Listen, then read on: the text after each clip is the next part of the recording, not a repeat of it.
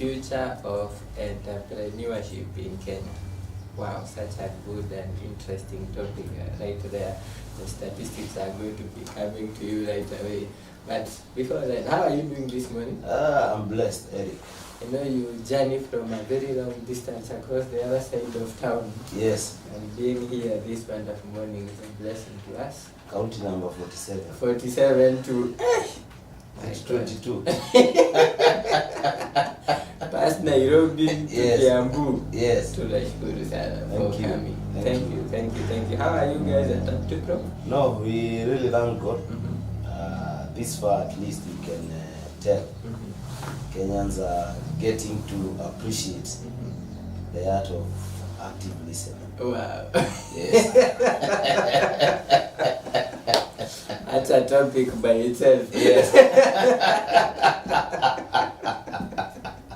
It's an interesting topic. So our viewers and listeners, how we request that they will actively listen. Wow.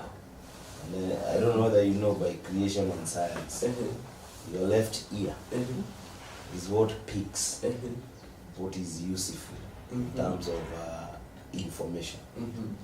But your right ear will quickly pick entertainment, music, fun, anything that is not really constructive.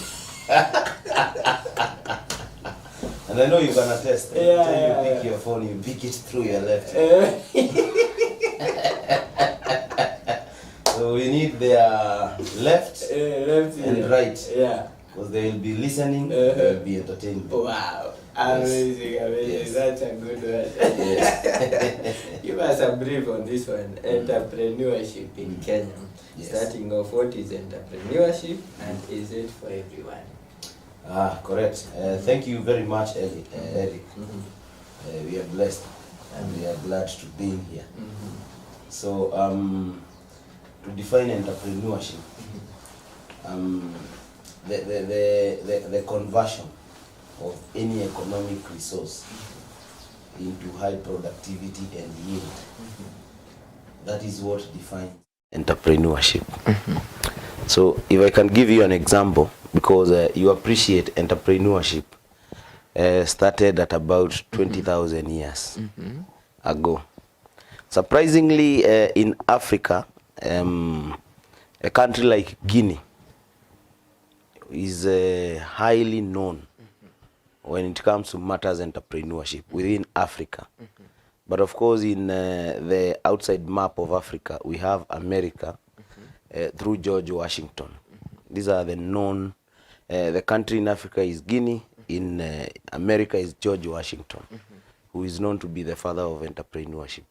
So agriculture is known to be the bedrock of entrepreneurship. And when you look at it now from a definition, when we talk of promoting an economic results into high productivity and yield, figure out by the time you are having chapati on the table, the process that that particular product has had to undergo, you know, from the seedling, which entails a lot of discovery, to planting, to taking care of that plantation, to harvesting, from harvesting to either storage and processing into flour. From processing into flour, now it hits the market through either the retail or wholesale chain. And at that point is when Eric now will go and buy that unga. Again at home, undertake the process of preparing it to become a chapati. So if you are to figure out chapati in the absence of that process, really that conversation will be a bit more stretched in terms of you trying to figure out how do I have one, you know. So so from agriculture we have that flour, and that flour is now converted into a meal at home and equally a meal at the restaurant. So you can see now the process. That is an economic resource because it entails creation of value from a perspective of trade and equally from a perspective now of coming in to really feed us. So that is how we will define entrepreneurship. So anything which does not resonate to meaningful value at a product or service, then unfortunately that's an event. That's an event. As you will appreciate, we only go and attend for events necessarily for entertainment. And not really so much value that we draw out of it. But when you sit now and consume, or rather exchange that finished good or product or a service, then that's an economic resource which has now been highly promoted into high yield for productivity. Wow. Yes. Is it for everyone? Unfortunately, Eric, I know last time I was just engaging some of my followers in my LinkedIn page. And I raised up a conversation that as a country, we need now to really figure out and focus on how to produce more value creators as opposed to consumers. So what I mean, if you look at what is a trend in today, is that we have about 87% being released, either high school, TVETs, university, colleges, etc., etc., in the form of employees. So we are basically coming in to consume that setup which was founded by an entrepreneur through a very large pool or a population which is too big to only rely on one or two people in terms of them engaging themselves into active, productive activities. So if we don't take really an about turn on the same, unfortunately the direction is not good. So is it for everyone? What I know is that as it stands now, entrepreneurship has not featured out to be for everyone. Because you remember sometimes back I told you in this forum, the difficult or the highest, toughest responsibility that is coming out from as a very strong weakness before mankind is thinking. You know, is thinking. We really don't, so we really don't. So we have refused to think. We have refused to think. Somebody may ask how. We'll get there. We'll get there. But when you figure out how creation took place from day 1 to day 6, you will really appreciate how much God has to think through on how really the creation and the universe will look like. So until we get to that point where we purposefully and deliberately resonate and agree that we are determined to think, then we will see a conversion in that entrepreneurship will be for everybody. So when you look at that entrepreneur, the support system through one of their critical resources, one of them is employees. But then you will pick a lot of diversions between that purpose and direction with the vision bearer against what the support system carries with them. So more often, we have really had to confuse what entrepreneurship is. So there is myth within our entrepreneurship, just to respond to what you've said. So we tend to come out and argue that entrepreneurship is the easiest. You know, the reality is you really have to work hard and remain very resilient and determined to sail through the motions of tough times and almost seeing like you are at a hit dead end, looking at the initiative or that idea that you want to roll out. So it's not really an easy journey, because entrepreneurship is not an event. It's not a one-off. You really have to pack up your mind and push through. The second thing that people also get to confuse it is that it's all about capital. In real sense, you will realize there is a lot of ideation. There is a lot of resourcing looking at people. And of course, there is a lot of collaboration for you now to materialize that particular idea into a real perspective of or real application to produce a product or service. So the essence of saying it's easy, you don't really require any capital. And they're also coming out and alleging that entrepreneurship is actually inborn. As much as we believe there is lack in genetics within now the society chain looking at the family, but honestly, Eric, if indeed you are lucky to be from that lineage of that genetic, in terms of that family being known to have driven a lot of entrepreneurship activities in the country or in the world, but then if you just sit and don't work on it, it is neither here nor there. So it can never be reported here as black or white. If you look at it. So it's not about luck. It's not about capital. It's not a factor of it being the easiest to pursue. There is really a lot of input that is required looking at it from a perspective of mindset, because the only destroyer to mankind is your mindset. You know, how you think through an idea and fail to act or see a lot of limitations out of that particular idea, then really it becomes really your immediate destroyer. The aspect of you not being responsible, taking accountability of your own actions and decisions, again comes in really to inhibit or really cushion you against growth, purpose. If you're not passionate about it, Eric, what keeps you in this seat every day, January to December? You are passionate and purposeful about it. You cannot do it in either way, because are you doing it really for money? No. Statistically, all these successful entrepreneurs which you've picked, it's only 8% who have come out to strongly note that we only came out into entrepreneurship for money. Majority, or 92%, came out to confirm we did it for passion, out of and we deliberately became purposeful. We were equally trying to find our own space in terms of independency and freedom from that conditioned way of thinking into formal employment.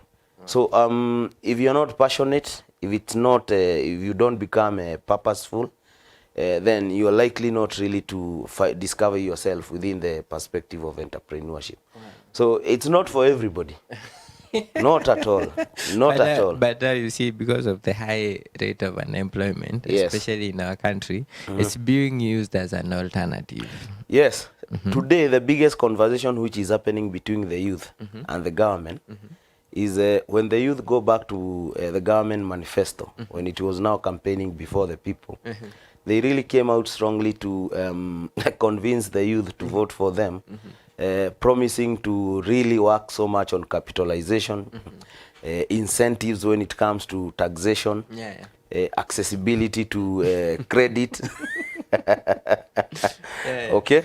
And they signed an MOU. There is an MOU, Eric, between the government of Kenya and the youth. But really, what is it that is happening? 1 year down the line, what we have seen is more taxation through now those who are in formal employment to now come in and at least fulfill that MOU. So when we get the government coming out to say we are building affordable housing, they are really trying to address what they had promised the youth. But again, if you look at that manifesto, which had said there will be incentives which considers the youth from a perspective of taxation, the taxation is actually increasing and growing every day. So as you have rightly noted it, yes, there is an unemployment, Eric. That is true. About 3.7 million of Kenyans today, youth, they are not in employment. Okay? But what is it that is happening? Out of desperation and frustrations of life, this again, that particular huge chunk of number has come out to only opt into entrepreneurship, not as an end which justifies the means, not from a perspective of creating value, you know, but as an alternative to come in and be seen to be productive. But in real sense, when you look at it from a perspective of now the structured way of doing it, initially, Eric, it starts like an idea. You know, when you read a novel, you'll always come up with an idea. Yeah. That particular sounds like a novel-like thinking, or an idea which has been picked, you know. But when you look at it now, there is need to structure it. You structure it in the form of a business strategy. And this is what now comes out to really map. What is it that you intend to bring out in the form of a solution to a problem? You know, any entrepreneurship or any venture that does not come out to solve a problem, that's not entrepreneurship. Even creating more problems. Because if you cannot solve a certain solution, a certain problem, by way of providing for a solution, that direction is really not called for. So an idea has come out, Eric, novel-like. You get self-aware and really discover that you need to formalize that idea in the form of a strategy, which becomes now a plan to really serve you from a feasibility point of view of how viable that idea is, you know. Then from the idea itself now packaged through a strategy, which now becomes a plan, you come out and define your product and services. What is it that you're bringing out to the consumer? You know, what problems are you solving? What is it that you're coming out to deliver to the consumers that has not been in existence? Or if it has been in existence, what is your differentiator? Okay. Then, of course, number 4 is purely on marketing. Okay? You now start crafting out a marketing plan on how you intend to roll out your products or services. So that desperation move of looking at entrepreneurship as an event really is not structured in the manner that we have discussed. So you just wake up, your colleague has a kinyozi next to you, you figure out like he has too much traffic of people who comes there. You want to put another one. Then before you realize, you don't really, you have no idea that this is somebody who decided to sit and structure their own conversation. So we are not really organized as to how we approach entrepreneurship with that end in mind, that we are trying to solve a specific problem or a challenge. So to the youth, if you seated and waiting now for the government to come in and make real its own manifesto, one thing you need to appreciate from a collaboration matrix point of view, looking at entrepreneurship, where you bring in first 3C, the company, the client or the customer, and the collaborators. The government equally is one of the collaborators among the other many, the employees, suppliers, business partners, etc., etc. So it's still faced with the same challenge. So maybe the government is also asking itself, how can these youth help us? How can youth help us? You know, so yes, unemployment justify the need for creativity and innovation, but it can only become now realistic when we structure that particular process or conversation into a more meaningful conversation. Wow. Yes. Then what are the mandatory approaches to entrepreneurship success? So if you look at Kenya within the global map, this is a country which is really being eyed by the entire world. And you can see the activities which are happening in this country day in, day out. So as much as we will sit here and figure out that the state of unemployment is quite high, then what we need to ask ourselves, we now as a people, what is it that is required of us from a perspective that you've come from? So if you look at it from capitalization, training and mentorship, the structuring of that business in terms of governance, in terms of processes, in terms of policies, in terms of strategy, then that conversation really what it calls for now, Eric, is that we now as one of the collaborators within the entrepreneurship narrative, we must really come out and identify that particular space that we intend to bring about value addition. So more often, what has turned out to be very broad and open opportunities have actually been left untapped. So as much as we had said 20 years 20,000 years, we still had entrepreneurship. Kenya has only come to evolve from a perspective of entrepreneurship from the last 2 decades. And you remember the evolution that came with Moi Kibaki's government. That is when people started now seeing leadership as very meaningful and constructive, because there were a lot of opportunities. You know, we saw a lot of involvement in IT and within the ICT space. You could see now the border started coming in. We saw where now the informal sectors came in to contribute about 83% of even private universities. Even private universities. Okay.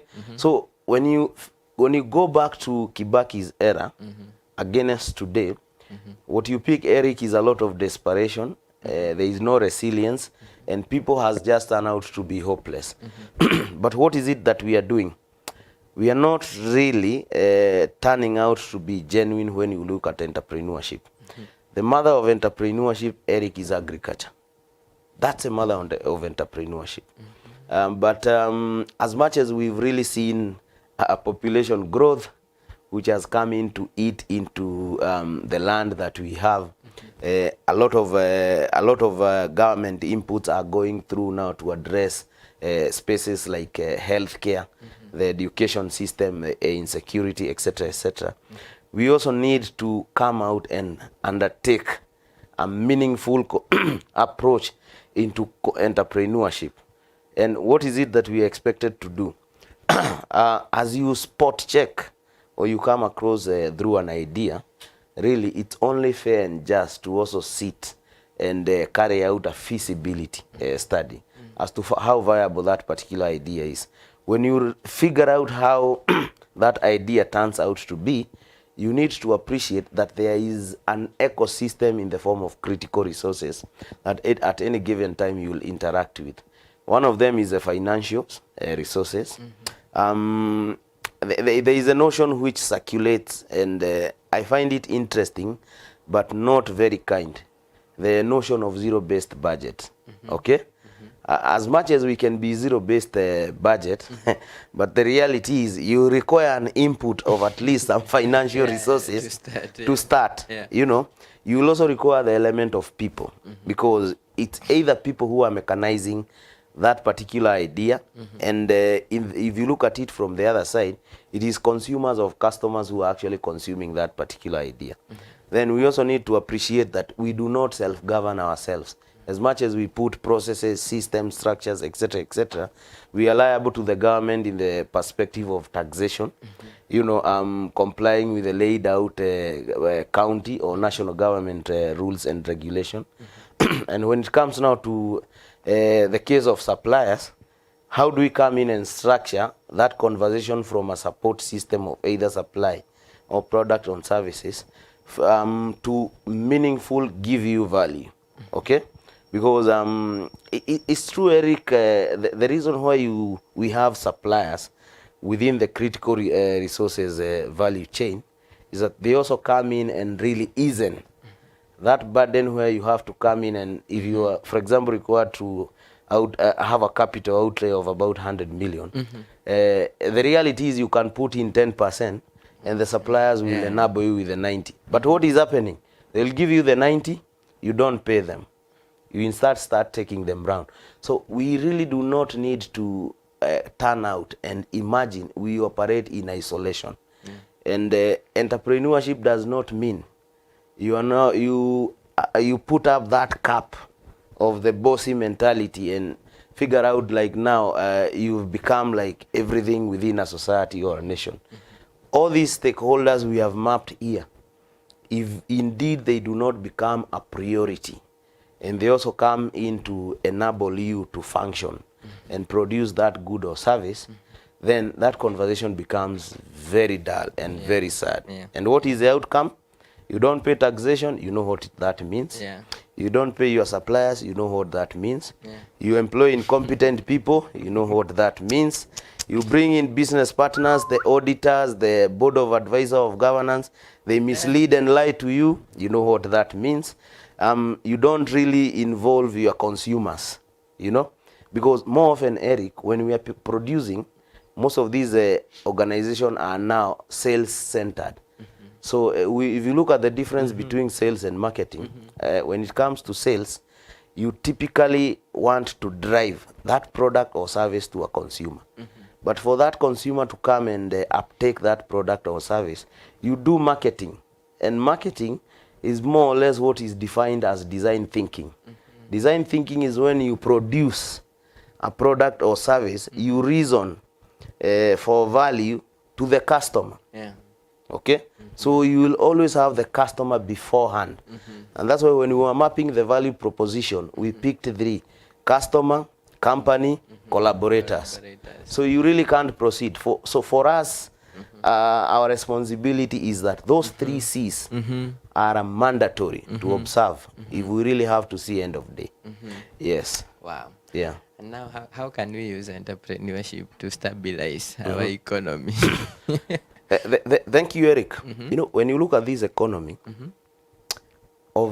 is actually as it stands now, we almost headed actually to about 90% of the informal sector. Wow. Driving the economy. Because what you need to appreciate is that the external factors such as inflation, we've seen a lot of risks, geopolitical risks, the wars you see in the world. Some people will sit and figure out that that war is only between that country and the other. We are feeling it as a country as it stands, because unfortunately Kenya is one of the biggest consumers as opposed to producers. We are a consuming country, and when you pick a lot of traction from the global map on Kenya, is that they know we don't take chances when you see a good packed car, trouser, nini. So long as you have the money, you straightforward go for it. Okay. So it is entrepreneurship which actually defined and put the world before the global map, because initially people are doing what we call now the barter trade. You remember the communities and tribes exchanging goods and products. You know, you have a cow, I'll give you a chicken. You know, then we evolve into currency, money, notes, and apparently you can see now we're into digital currency. So when you look at it from a perspective of stabilizing the economy through entrepreneurship, we really need to go back to the basics. If you go back and look at what George Washington did, and to date, he's still really a role model in the global map. This guy really invested quite a lot in agriculture. That was farming. He drew a lot of innovation within agriculture through machineries. When you hear the likes of John Deere, those tractors, etc., these are the people who came in to mechanize for a solution that could easily move the farming process and make it a bit more easier, you know, in terms of value creation. When you look at it now from a perspective of World War I and II, again, when it came now to ammunitions, you know, and weapons, he also came out very strongly in terms of now setting up a pace as to how the world can come in and defend itself in case of attack and colonization era, etc. So the responsibility of entrepreneurship, historically, where we have drawn value, and if you figure out what you consume most in your house, it's purely agriculture, be it food, milk, eggs, etc. That's how the country survives. So we must come back and appreciate and shift our mindset from that white collar to blue collar. You know, the only reason why we take our own kids to school is to be facilitated to think by way of gaining knowledge through that classroom experience. So that ability to think should bring them out as independent people from a perspective now of building the nation.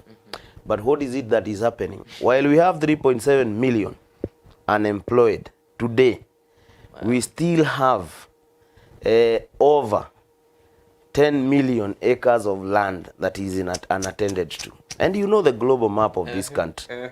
You know, when we were already very productive during the Kibaki era, allow me to use that. You remember the Galana Kulalu? Yeah. If you look at the product that came out from that land, from that very moment, we came into appreciating agriculture, on how it can impact on us. You could see how really useful that conversation became. But then, this conversation, as much as it's agriculture, we also need to customize our own initiatives per strengths, or how suitable that particular initiative of value creation can come out strongly from a county perspective. If you go to Kisumu, for example, look at fishing. So if you are to do fish farming in Kisumu, you will not actually even figure out how much value you will create within that particular county. Yet when you go now to Nyeri, there is a lot of value that we can draw from coffee farming. If you go to Kajiado, you can do a lot of beef from Kajiado. So we need to decentralize and go back to the basics. We need to appreciate that the space that we have in the form of the formal sector or the white collar job is not adequate for all of us. And it's very limited, as you're rightly putting it, to come in and address and satisfy that gap which is already in existence. Apparently it's raining, Eric. Okay? As much as it's raining, I can assure you, 3/4 of the land will be unutilized. So how much value are we really sinking? So what would you say then to the people that say Kenya had missed rain for the last 7 seasons? The reality is each one of us was praying for rains. Okay? If you didn't, then there is a conversation around it. And I'm happy you've observed the rains. Because it's actually again coming back to speak to this conversation we're having on stabilizing the economy. Why is it that, Eric, when it rains, everybody, if not all of us, will come out and celebrate that we have a reason to thank God? Why is it that, why does it all of a sudden become a conversation?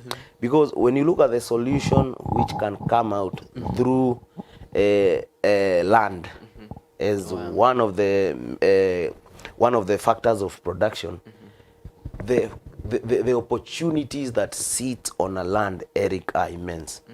If you look at this place that we are seated, you can make this place anything. You can bring this building down, sink a borehole, start delivering water. Today we are producing here. Tomorrow you can even convert it into a shop, an example. But it's seated on land.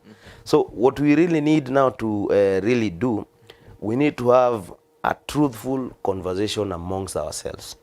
You know, but the trend is when we sit and blame the government on everything, yet the government is also blaming us. Let's go to some areas like in Western Kenya, where they used primarily to do sugarcane farming. Come to parts of central Kenya in coffee.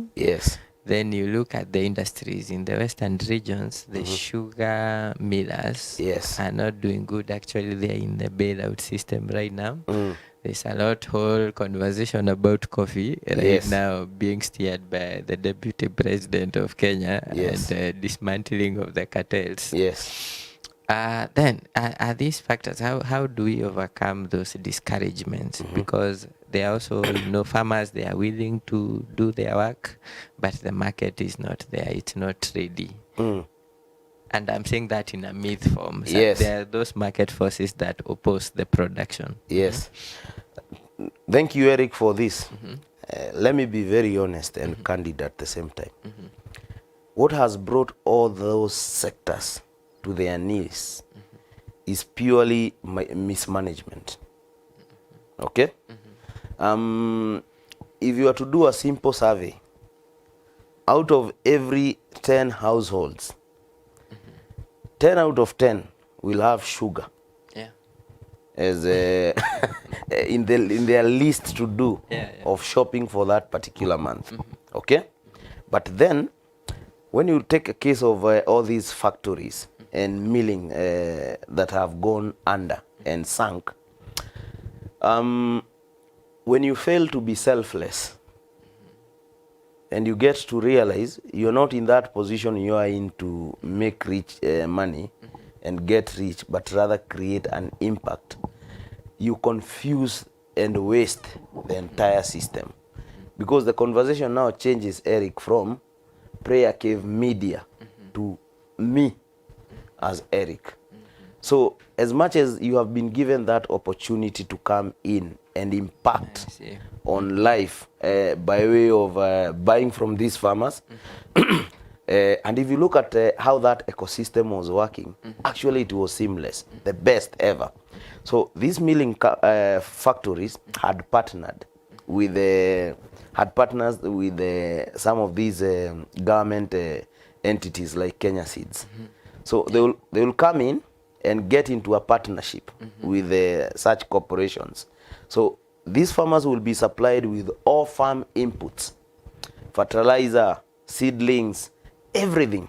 In return, when you get now to supply that sugar cane with us, because we are into an agreement, what we do is that we'll net off all that consumables you've taken from us and pay off the Kenya Seeds.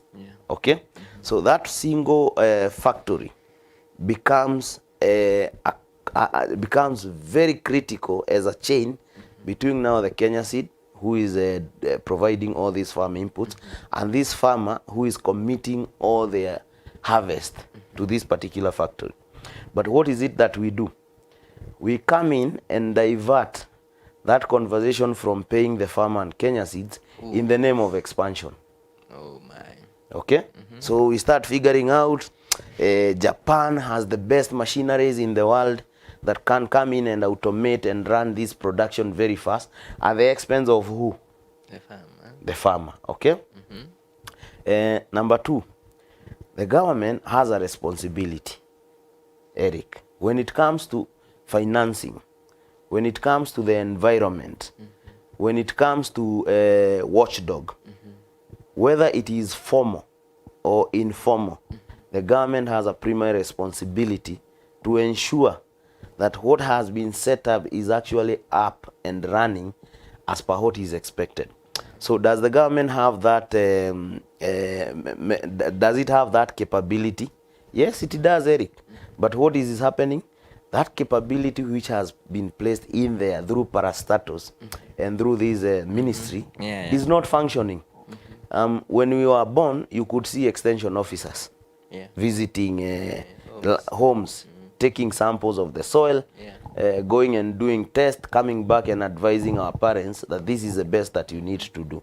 Is it there? No. What is the government doing? These enterprises sinks, but since the government recognizes that we slept on the job, they will come in and recapitalize these particular enterprises, but without carrying out a root cause to establish why exactly did we fail. So when you look at those sectors, and I'm happy also again coming back to agriculture, you pick agriculture from a perspective of sugarcane or coffee that is processed, and that processing is what we refer to a workflow that will give you an output which is of more value economically. Okay? Now, so this particular farmer is not paid. They have really invested, and some even go to an extent of borrowing, because the government again is not coming out to put up mechanisms on how you can actually access capital. Sometimes, Eric, we need to be very rational and very objective. I'm impressed by the initiatives by the government. I don't know whether you've ever tried to access it's youth fund. What do we call it? Hustler fund. I tried doing it, and the maximum I could see was 1,500. Myself, I didn't try. So you didn't try? No. So when you look at it now, Eric, assuming now I was to really get into and venture into farming, you know? One MP, was it an MP, broke it down and said you can buy one chicken, I don't know, it lays one egg. But you need to put up structures for that one chicken. Okay? So, the capital is not easily accessible. The operating environment becomes again another conversation. Because if you look at all these farm inputs, taxation. Yeah. End to end. Animal feeds high. Then so disease, that's now the other big problem. Heating. So you go borrowing from the bank, you are hit with that interest rate. You go buy those feeds, fertilizers, seedlings, etc., etc. You again hit at that particular level. You go and supply your produce, okay? You are never paid, okay? You go down mainstream to that labor which supports you in the course of managing those plantation, etc., etc. The out of inflation and how the dollar has sunk the Kenyan shilling, so the cost of labor has actually tripled. Okay, so when you look at the entire value chain, the farmer or that person who is undertaking to create a value for a product or service really has no space to figure out how best can I do it. Yes, they will come in and tell us, let us automate. We have so many platforms, mobile apps, e-commerce, etc., etc., where we can sell for, by way of our phone call. But look at it from a culture of we as a society. We only get to trade when we get to interact, Eric. It's easier for me to close a deal with you while we're having a one-on-one, as opposed to us getting to social media platforms and me trying to showcase you what exactly I can offer. That's not us as a society. We are not really yet there. It has been proven. It has actually been proven. No matter how technological savvy we are becoming, transactions still remain largely on relationships. So when you talk of transaction, entrepreneurship started by way of trade. You have that microphone, I have my cow. You need the cow, yes. I need that microphone. You know, we really needed to engage and transact.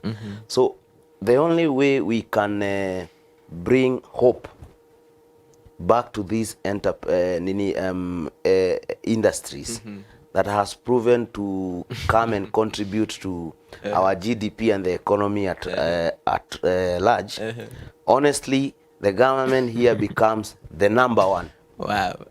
It's the number one. And we are going to be talking about what is the responsibilities of the various stakeholders. Yes. But just to summarize, are you saying for the 3.7 million youth, yes, mostly of them that are in urban centers, for example in Nairobi, with the degrees, it's high time you think of that idle land that is in your rural home. There is no option. And what you can do about it. Yes. And that is the future of entrepreneurship. That's it.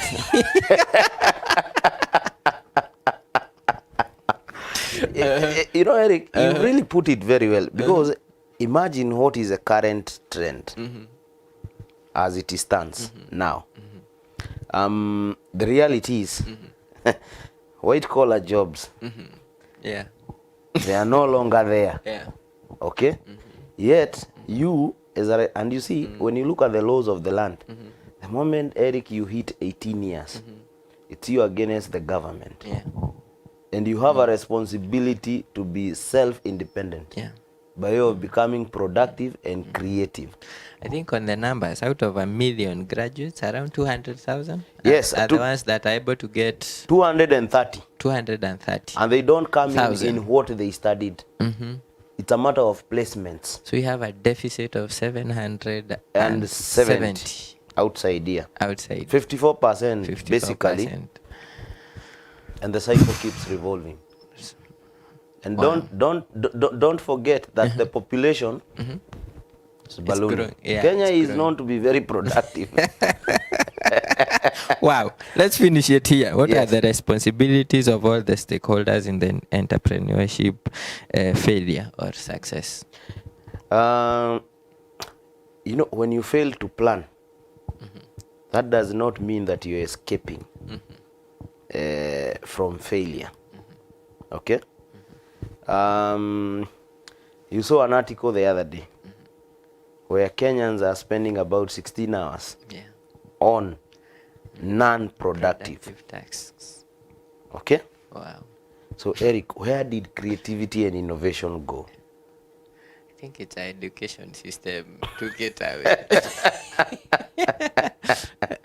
What do you think is the role of society in this problem? What do you think is the role of our education system in this problem? What is the role of government in this problem?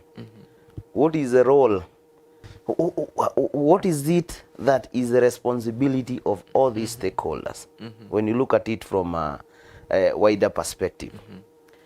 Truth be told, when people get to succeed in life through entrepreneurship, they forget everything, all those sad experience, the hard work they put through, the resilience. They stop being creative and innovative.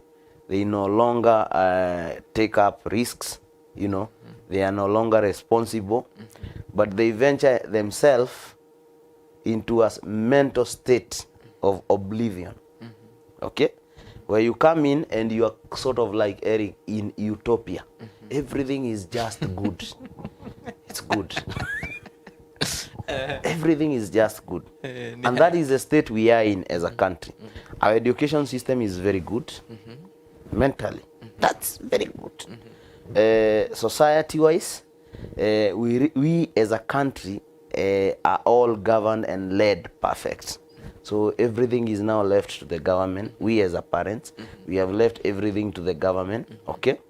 When you come back now to the government, they believe that they have massive opportunities where everybody comes in and fits.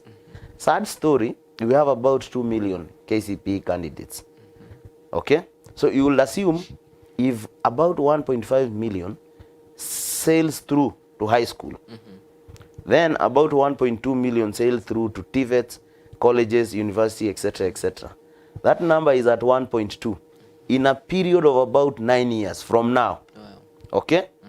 So where will they come in and fit? If we don't come back, number one, and address our curriculum, as you have rightly put it, there's a problem, Eric. Because when you come out and chant me to be an entrepreneur, and from where you're seated, you can only define entrepreneurship to me through a theoretical perspective. Somebody said a graduate in business administration, but they can't even run a shop. Yes, a shop. Okay? When you ask me to really not do 1 + 1 is not equals to 2, but it could also mean 0, based on how you are looking at it at an equation level. What exactly are we saying? So the responsibility of reversing these trends sits, number one, with the government. Okay. The government has a duty to provide affordable capital, because it's the financial policies which price that credit in terms of lending baseline. The government has a responsibility to provide for an environment that really supports business. And what I mean, if you look at it from the bylaws that are coming in every day, the national policies that are coming in every day, they're only coming in from a perspective of increasing and widening the tax bracket. Okay? So every day that particular shopkeeper is in operation, it's a matter of when the financial year closes on the county government or national government, and they are hit with new land rates, new business permits, trading license, fire, exactly, blah, blah, blah, you know. So look at that particular environment. When you look at it from a perspective of now security, we have to secure the nation in terms of terrorism. We also need to safeguard the nation against the incidences we have been picking. How many shops are being broken into as we speak?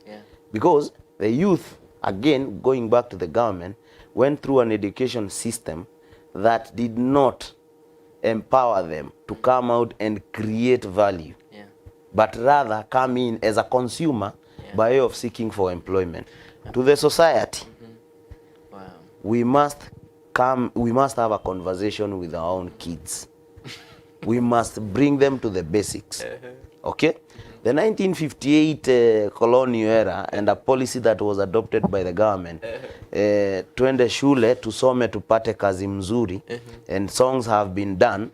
You know, you really need to have a conversation with our own kids. That is not only in white collar space that you can come in and add value and do well. You know, when you look at it again from the graduates and the people who are 18 and above, let us not live in a world of utopia. You know, honestly, Eric, let us just have a monologue conversation, get sober, address ourselves from a mindset shift, and take up opportunities which are just next to us. But we don't just necessarily do it. We also need to touch ourselves with mentors, with the trainers, and we also need to appreciate, as much as we no longer have credit, we have so many government international companies which are offering grants, where you come in, you apply for those grants, and they are largely within the women's space, the youth and marginalized, etc., etc.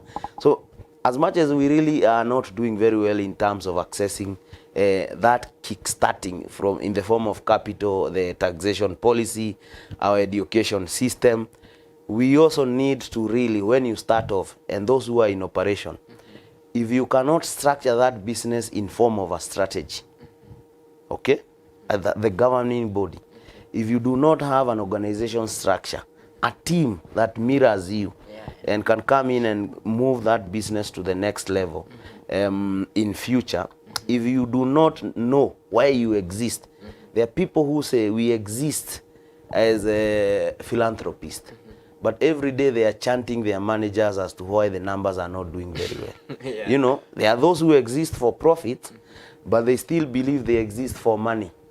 There's a different conversation between money and profits. You know, if we do not come in and put up systems, processes, and procedures that comes in and serves as the routine of continuously monitoring and evaluating that business, and holistically make that enterprise investor ready from a perspective of attractiveness, looking at ourselves inward, we are also coming in to let this economy down.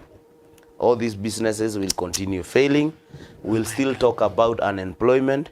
We'll still chant the government down that it brought us a manifesto that is a scam, you know.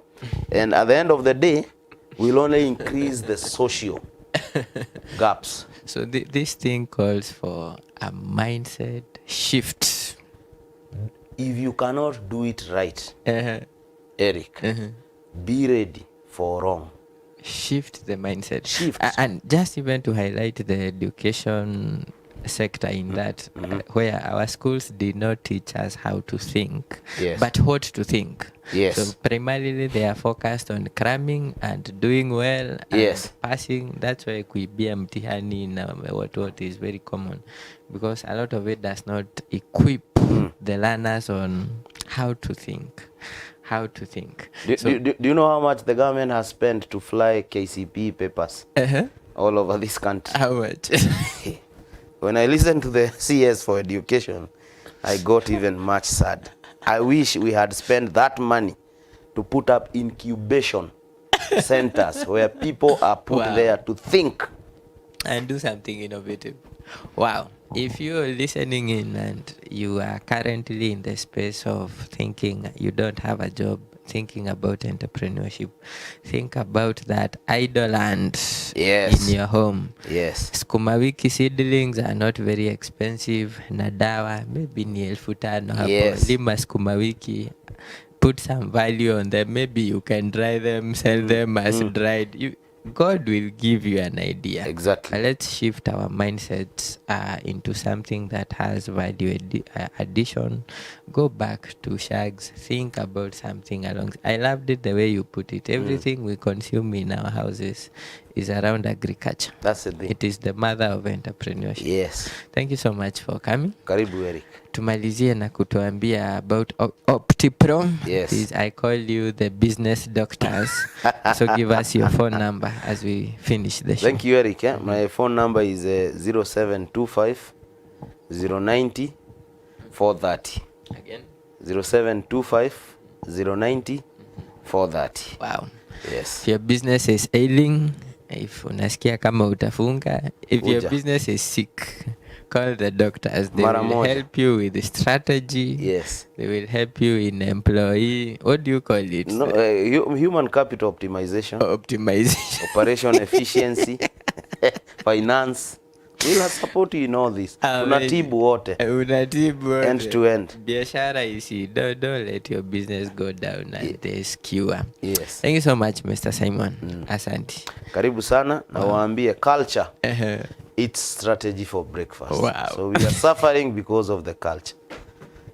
Amazing. Yes. We thank God for the beautiful morning and for the session that we have had in the Child on Break Show from 7 to 9. Thank you so much for being together with us. Tunashukuru Mungu on your behalf. And we thank God for everything that we've been able to do and for His grace and for His mercies upon our lives this morning. I want to thank the people producing the Child on Break Show. We have Peter Mora, Sheila Huro, and Doreen Mwende. Mungu abariki sana, together with the entire PrayerCaveTV staff. Your labors in the Lord are not in vain. And to you, our viewer, you're special to us. We love you. We appreciate you. We pray for you every day. That's why we have a special service for you, 8 to 9 p.m. Every weekday here on PrayerCaveTV is dedicated towards praying for you. Whatever kind of thing that you're going through in life, you can talk to us on the number on the screen and we are going to help you with prayer. Unaweza kuwa you've been inspired by today's session and you now want to pack your bags. Go back to your rural home and start an agricultural business. Yes. Send in your prayer request. We stand with you in the gap. Otherwise, hakuna haja ya kukaa Nairobi kama hakuna kitu unafanya. Yeah. Do something. Shift your mindset. Yes. One thing does not always work. There are 1,000 more ways. True. Yes. True. That can work. So God bless you. I've been your host Eric Kimondo and my guest Mr. Simon Kamau from OptiPro Limited. See you on Monday for another blessed episode of the Child on Break Show. See you.